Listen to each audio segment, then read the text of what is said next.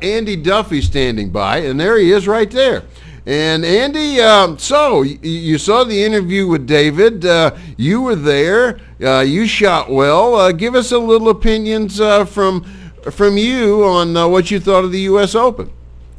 I thought it was a great event. There were some things about it that, when you go to that part of the States, the terrain that they have there at Elk Creek is just, it's tailor-made for sporting clays. So many of the clubs in this country, when we started off with sporting clays, they tried to dovetail it into a trap and skeet field. Where people shot shotguns already is where they set up sporting clays. Well, you really need very flat ground for trap and skeet, so it didn't really make for the best sporting clays grounds. So that the later grounds that came up that were purely sporting clays tend to be much more, people setting the courses up, they tend to look for the terrain, and boy, they have it there in buckets there at Elk.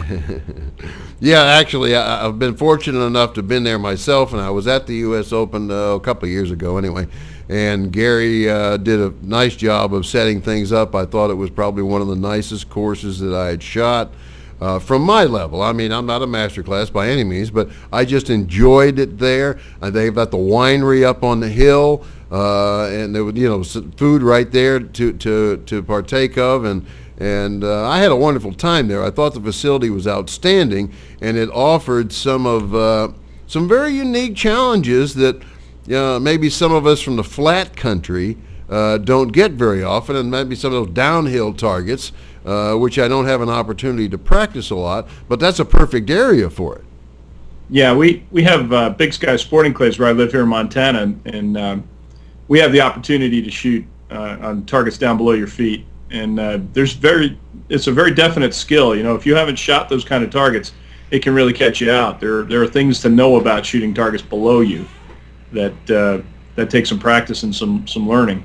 Okay, I'm going to have to run, Andy, but give me, if you had anything negatively to say, would you say that there could be any improvement on the way the U.S. Open was done at Elk Creek? Well, I thought it took an excessive amount of time to actually shoot the round. Possibly we might need to go to 300 targets if we're going to have those kind of numbers going to the Open.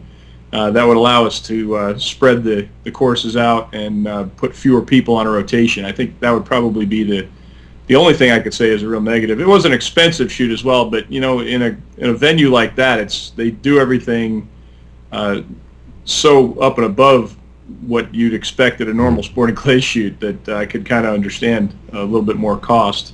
Right. One of the things we didn't find out was how many people attended. Do you know offhand?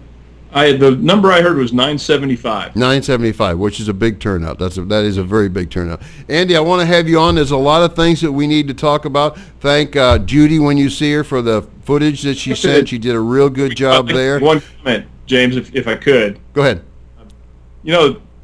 When you hear David Radulovich being 15 years old wins the U.S. Open, that kid's been knocking at the door. I mean, he's been shooting some big boy scores for a while now, and you can't find a nicer kid than David. And just the fact that he called his coach up, and I mean, he was really choked up when he did it. He called Wendell up and said, thanks, I couldn't have done it without you. I think it's a rare thing to find somebody that's that thoughtful. It's real easy to get wrapped up in the me, look what I did, and David wasn't like that at all. He's a worthy champion, and you're going to see a lot more from him. Oh yeah, absolutely. Yeah, we're going to have him back on, but I know that we're going to see him in the future, and I know that he is, to use the expression, a threat at nationals. Yeah, he's a threat wherever he goes, really. and he was right. He owes most of that to Wendell. Wendell's a great coach. If you look at the people Wendell works with, they all do well. Okay. Now I know there's more that you and I need to talk about, and I understand that you have a little interest in archery as well, and we're going to get with you on some archery events. So there's a lot further we can do. I know you've worked with dogs. There's a lot we're going to talk about. Andy, thank you very much for coming on, though. Thanks for having me. See you next week.